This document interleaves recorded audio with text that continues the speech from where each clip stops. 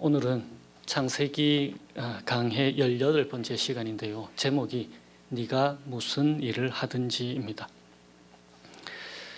여러분의 삶의 모습이 예수 그리스도의 복음을 증거하기에는 충분히 좋아 보이지 않는다고 혹시 생각하고 계십니까?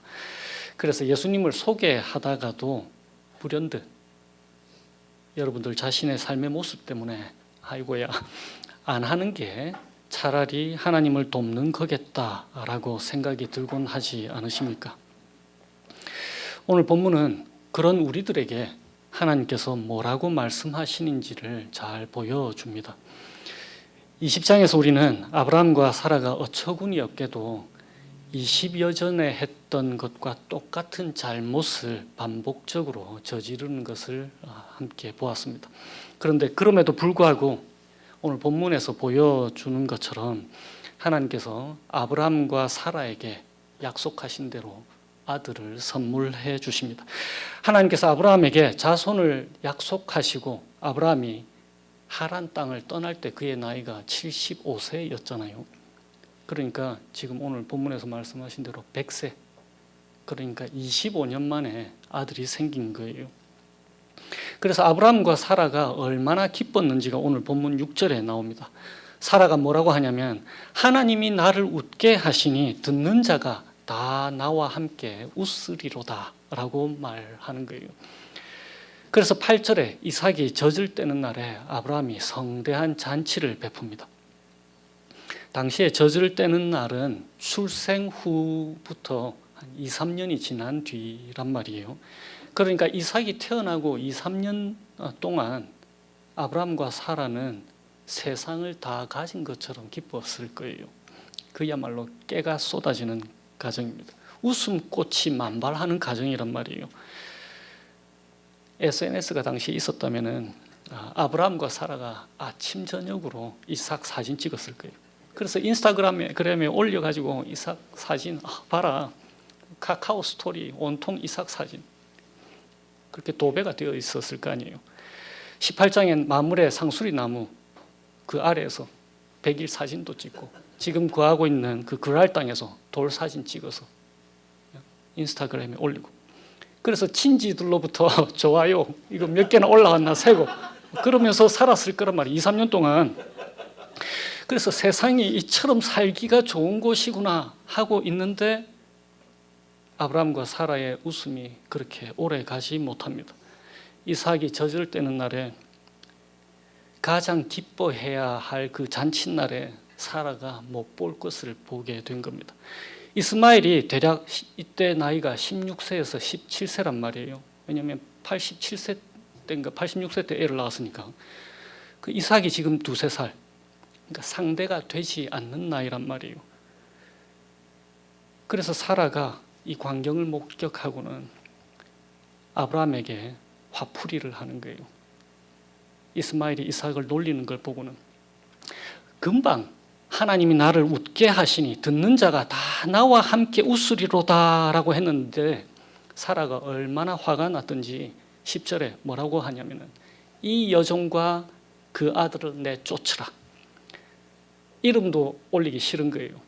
하갈과 이스마엘 내쫓으라가 아니고 이 여종 그리고 그의 아들 내쫓으라. 그러면서 자기 아들은 이름을 불러주는 거예요. 10절에 이 종의 아들은 내 아들 이삭과 함께 기업을 얻지 못한다 라고 말하는 거예요. 그런데 아브라함은 얼마나 괴롭겠어요. 이스마엘도 자기 자식이잖아요. 그래서 11절에 매우 근심이 되었다. 세번역에는 이 일로 마음이 몹시 괴로웠다라고 기록하고 있습니다. 그런데 하나님께서 12절에 아브라함에게 말씀하시는 거예요. 사라 말이 다 맞다. 사라 말대로 해라. 이삭에게서 태어나는 사람이 너의 자손이 될 거다라고 확인해 주시는 거예요. 아브라함 입장에서 얼마나 황당했을까 한번 생각해 보세요. 전에 사라 말 듣고 하갈을 후처로 삼았잖아요. 그랬다가 이스마엘이 태어난 거란 말이에요. 지금 이 골치 아픈 일이 누구 때문에 일어난 건데요? 사라가 시켜서 하갈에게서 이스마엘을 낳은 거잖아요. 그런데 또 그런 사람 말 들으라고 하나님이 말씀하시는 거예요. 그런데 아브라함의 입장에서는 대단히 이게 서운할 소리란 말이에요. 왜냐하면 이전에도 하갈을 아내로 맞이할까 말까 고민하고 있을 때 그때 하나님께서 떡하니 나타나셔가지고 사람 말 듣지 마라 이렇게 말해 주셨으면 얼마나 좋았겠어요. 그런데 그때는 가만히 계시다가 이제 이 사달이 나고 난 다음에 이제 나타나셔가지고 사라가 말한 대로 다 들어줘라 이렇게 말씀하시는 거예요. 어쩔 수 없이 아브라함이 하갈과 이스마엘을 내보냅니다. 하갈과 이스마엘이 브엘세바 광야, 그러니까 빈들에서 정처 없이 헤매고 다니는 거예요. 부모를 잊는 자식은, 그러니까 부모를 잊어버리는 자식들은 자주 있을지 몰라도 자식을 잊어버리는 부모는 없잖아요. 그러니까 아브라함의 마음이 얼마나 힘들었겠습니까? 아브라함은 지금 자신이 했던 과거의 실수로 인해서 대단히 괴로워하고 있는 거예요.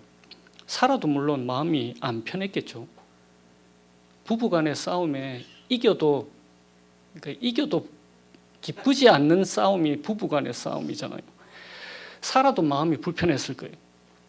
사라도 괴롭고 또 하갈과 이스마엘도 고통당하고 있는 거예요. 하갈도 후회스러울 거예요. 왜냐하면 10수년 전에 아기 못 갖는다고 사라 얼마나 업신여겼어요. 이스마엘도 지금 후회가 됐을 거예요. 내가 왜 저 어린 이삭 놀렸을까? 얼마나 후회가 됐을 거예요.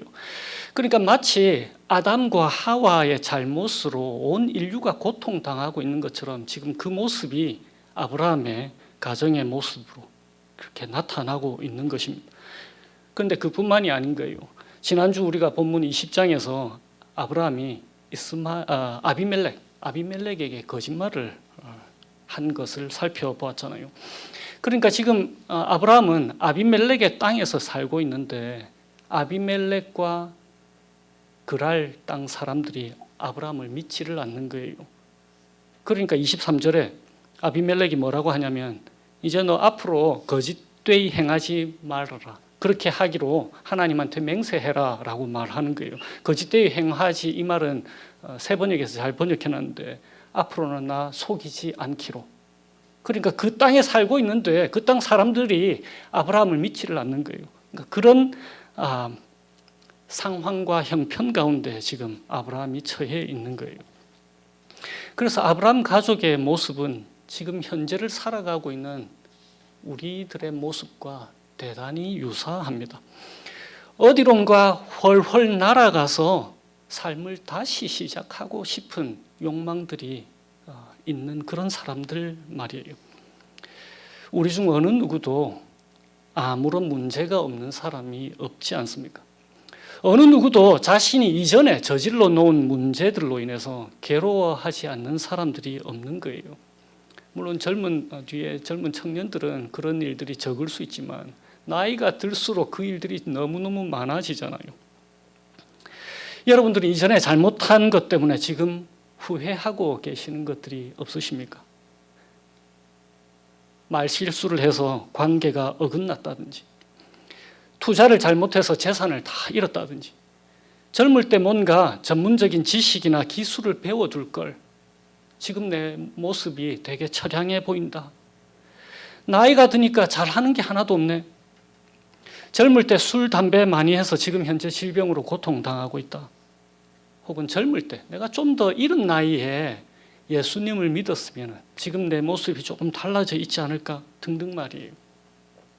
후회 없는 삶을 산다는 것은 사실상 불가능합니다. 그리고 우리의 잘못으로 인해서 나타난 결과들 때문에 우리의 고민이 무엇입니까?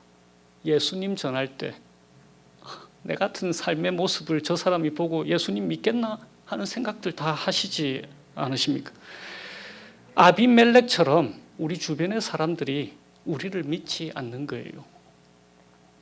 그런데 우리처럼 난처한 상황에 처해 있는 아브라함에게는 언약에 신실하신 하나님이 계셨습니다. 어쩔 수 없이 하갈과 이스마엘을 내쫓은 그 아브라함의 마음을 하나님께서 보듬어 주시는 거예요. 아브라함의 실수로 낳게 되었다 하더라도 이스마엘도 아브라함의 아들이니까 이스마엘도 큰 민족을 이루어주겠다고 하나님이 다시금 약속하시는 거예요. 하갈과 이스마엘은 어떻습니까? 그들이 빈들에서 정처 없이 헤매고 다닐 때에 가죽 부대에 물이 다 떨어졌습니다. 그래서 아이를 덤불 아래에 뉘어 놓고서 아이가 죽어가는 꼴을 차마 볼 수가 없어서 주저앉아서 소리 내어서 울고 있는 거예요. 그때 하나님이 그 어린 아이의 소리를 들으시는 거예요.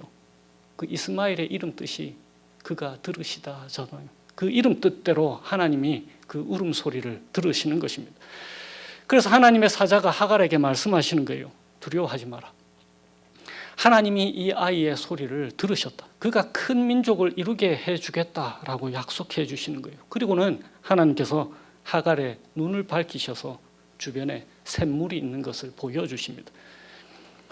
그뿐만 아니라 이 자비로우신 하나님께서 아브라함이 함께 해주지 못하는 것, 그것 대신해서 하나님께서 그 아이와 함께 계셨다라고 성경이 증언하고 있는 거예요. 그래서 20절에 하나님이 그 아이와 함께 계심에 그가 장성하여서 광야에 거주하며 활 쏘는 자가 되었다라고 기록하는 것입니다. 그런데 아브라함의 삶에서 하나님이 함께 하신다, 함께 계신다라는 사실을 알게 된 사람이 또 한 사람 더 있는 거예요. 바로 그랄 왕 아비멜렉. 아브라함이 자신에게 어떻게 거짓말을 했고 자신의 재산이 어떻게 빼앗겼고 자기 땅에 살고 있는 저 아브라함이 눈에 가시 같은 사람인 것을 다 아는 사람이 바로 아비멜렉이잖아요. 그런데 이 아비멜렉이 깨닫게 된 것이 무엇입니까? 22절에 아비멜렉이 뭐라고 하냐면은 아브라함에게 네가 무슨 일을 하든지 하나님이 너와 함께 계시도다 라고 말하는 거예요. 그러니까 아브라함의 잘못에도 불구하고 하나님은 하나님의 뜻대로 일하시고 약속을 반드시 지키시는 분이심을 아비멜렉이 그걸 증언하는 거예요. 아비멜렉이 아브라함을 통해서 하나님을 인정하게 된 이유가 무엇입니까? 아브라함이 아비멜렉에게 보인 것은 거짓말하고 재산 빼앗고 눈에 가시 같은 존재 된 것밖에 없잖아요. 그러니까 아비멜렉이 하나님을 인정하게 된 이유는 아브라함의 행위 때문이 아니라 하나님의 신실하심 때문인 거예요. 그래서 창세기의 저자인 모세가 그것을 이렇게 표현하는 거예요. 1절에 여호와께서 말씀하신 대로, 여호와께서 말씀하신 대로 사라를 돌보셨고 또 여호와께서 말씀하신 대로 사라에게 행하셨다. 그리고는 2절에도 사라가 임신하고 하나님이 말씀하신 시기가 되어 노년의 아브라함에게 아들을 낳아주었다라고 기록하는 거예요. 그러니까 하나님이 말씀하신 대로 이 단어 앞에 또 무슨 단어가 들어간다라고 오늘 21장이 우리에게 말해주고 있는 것입니까? 네가 무슨 일을 하든지, 네가 무슨 일을 하든지 하나님께서 말씀하신 대로 그 단어가 들어가 있는 거예요. 아브라함이 어떠하든지 상관없이 하나님께서 신실하게 아브라함과 함께 계십니다. 이스마엘과도 함께 계십니다. 약속을 따라 난 자가 아닌 이스마엘과도 함께 하신 분이 바로 우리 하나님이신 거예요. 아브라함을 생각하셔서. 그러면은 누구와도 함께 하실까요? 그것이 바로 창세기를 읽는 독자들의 질문이고 또한 답인 거예요. 누구와도 함께 하실까요?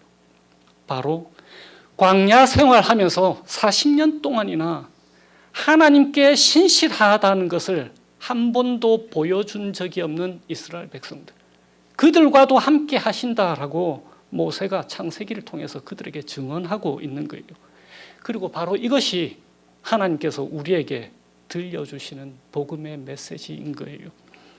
그들과도 변함없이 함께 하신 분이 바로 우리 하나님이시라면 저런 사람과도 말씀하신 대로, 약속하신 대로 함께 하신 분이시라면 오늘을 사는 우리와 함께 하시지 않으시겠는가 라고 하는 게 하나님께서 우리에게 들려주시고자 하는 메시지인 거예요. 그래서 우리 주 예수님의 또 다른 이름이 임마누엘, God with us인 거예요. 하나님이 우리와 함께 계시다. 네가 무슨 일을 하든지 말씀하신 대로 그렇게 되는 거예요. 그래서 로마서 8장에 이렇게 말씀하고 있는 것입니다. 만일 하나님이 우리를 위하시면 누가 우리를 대적하리요? 자기 아들을 아끼지 아니하시고 우리 모든 사람을 위하여 내주시니가 어찌 그 아들과 함께 모든 것을 우리에게 주시지 않으시겠느냐라고 하시는 것 말입니다.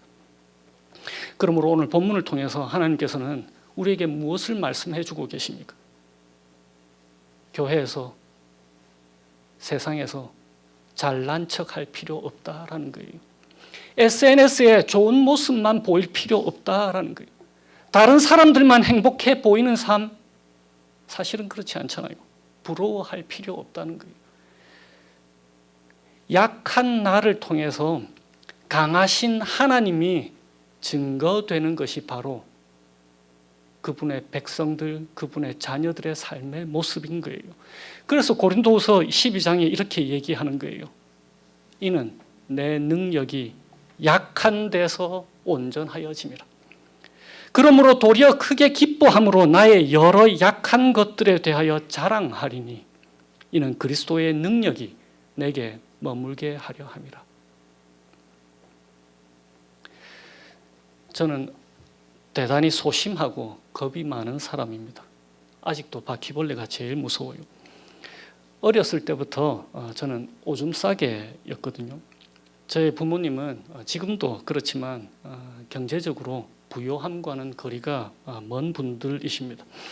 어머니는 매일 공장을 다니셨는데 격주로 주간과 야간 근무를 하셨습니다. 그것이 얼마나 힘든 일이었는지를 제가 국제선 비행기를 타고 시차 적응을 해보고는 알게 되었어요. 아버지의 삶 역시 쉽지가 않았기 때문에 혹시라도 제가 밤에 자다가 이불에 지도를 그리게 되면 대단히 역정을 내셨습니다.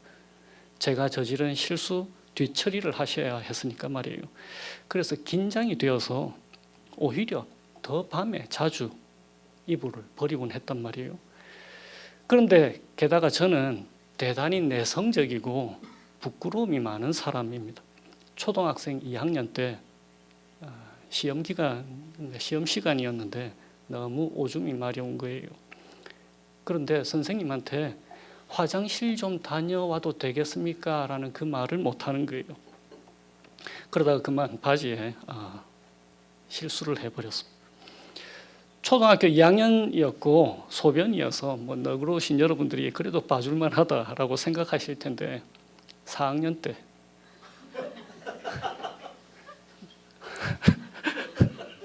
수업 시간에 선생님께 화장실 가고 싶다는 말을 못해서 그만 응가를 해버린 거예요.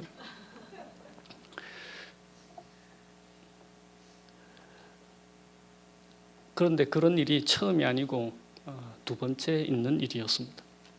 학교에서 집에까지 걸어서 한 30-40분 정도였는데 학교에서 집에까지 울면서 제가 걸어갔던 기억이 있습니다. 그러면 누군가는 제가 저질러 놓은 실수를 처리해 줘야 되는 거예요.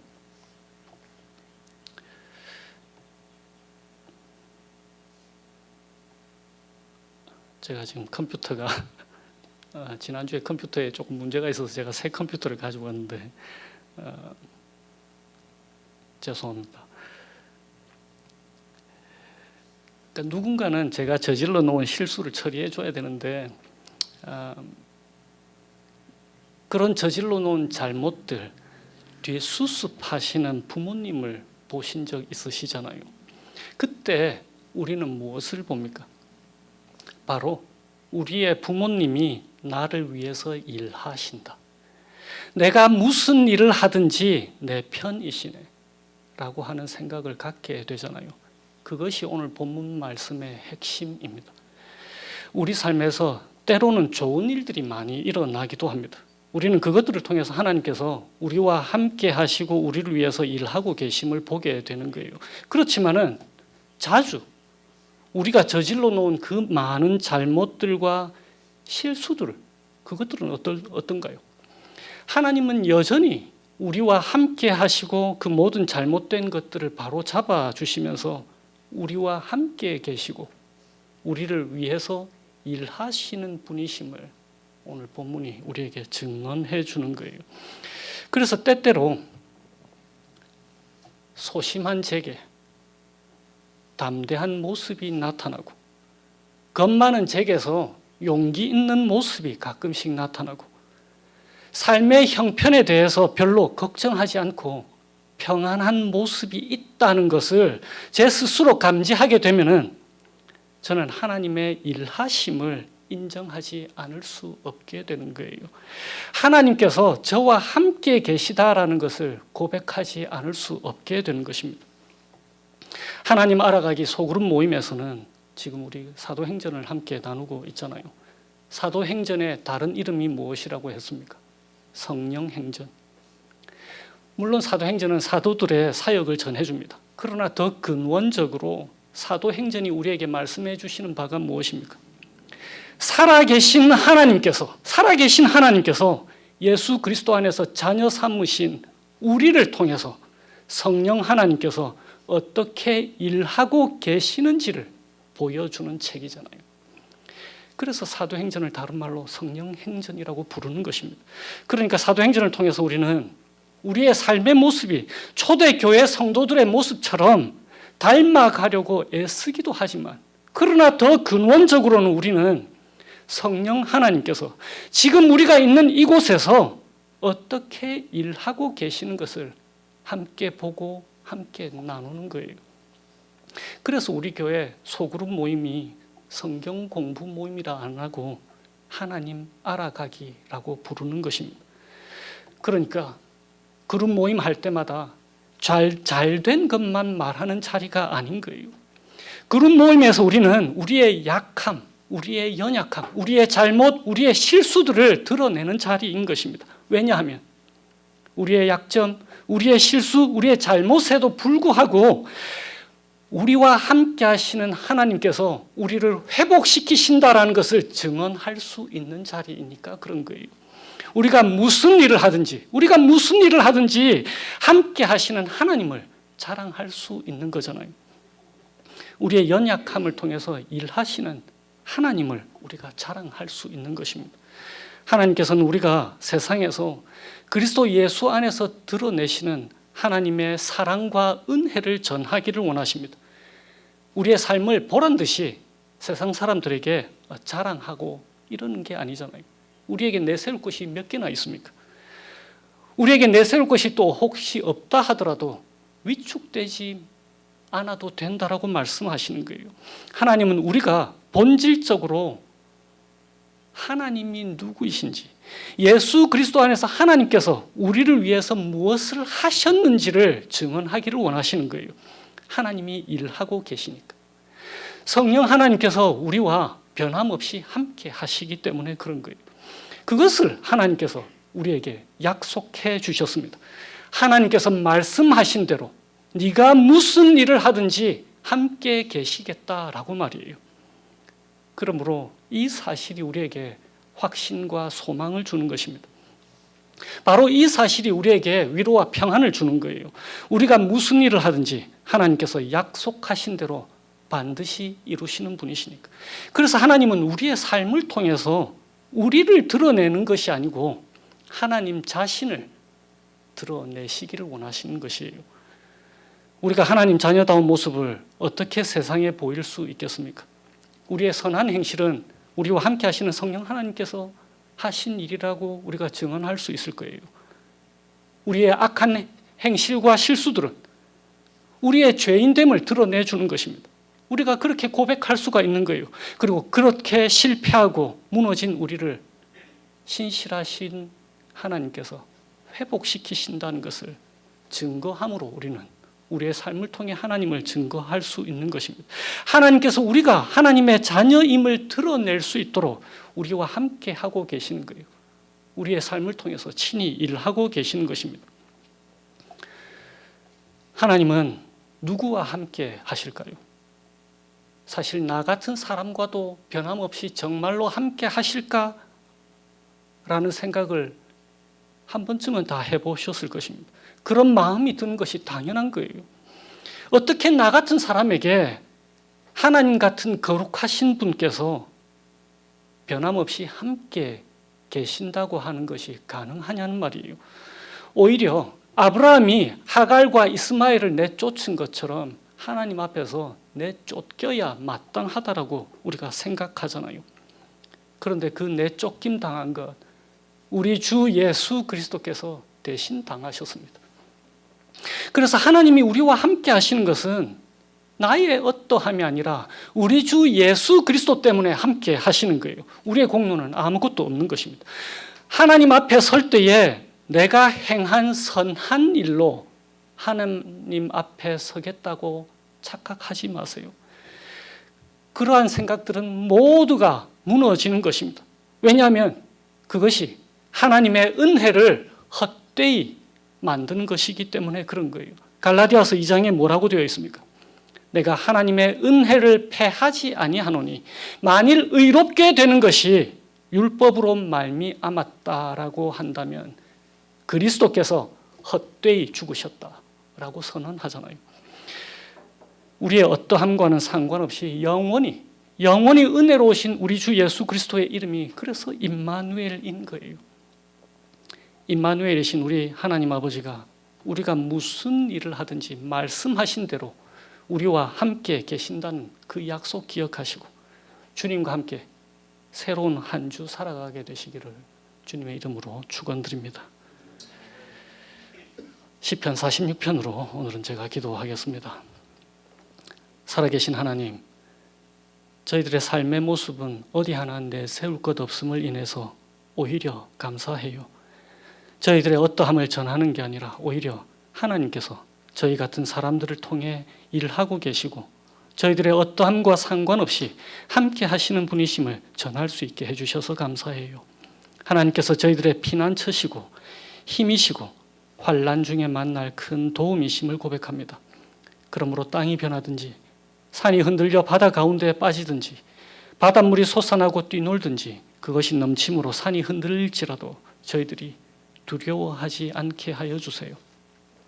그래서 세상 사람들이 와서 주님께서 저희들의 삶 가운데에서 행하신 일들을 보게 하여 주세요. 그래서 주님께서 말씀하시기를 너희는 가만히 있어 내가 하나님 됨을 알지어다. 내가 문나라 중에서 높임을 받으리라. 내가 세계 중에서 높임을 받으리라 라고 하신 말씀처럼 저희들의 삶을 통해서 저희가 높임 받는 것이 아니라 오직 주님만 영광 받으시기를 예수님의 이름으로 기도합니다.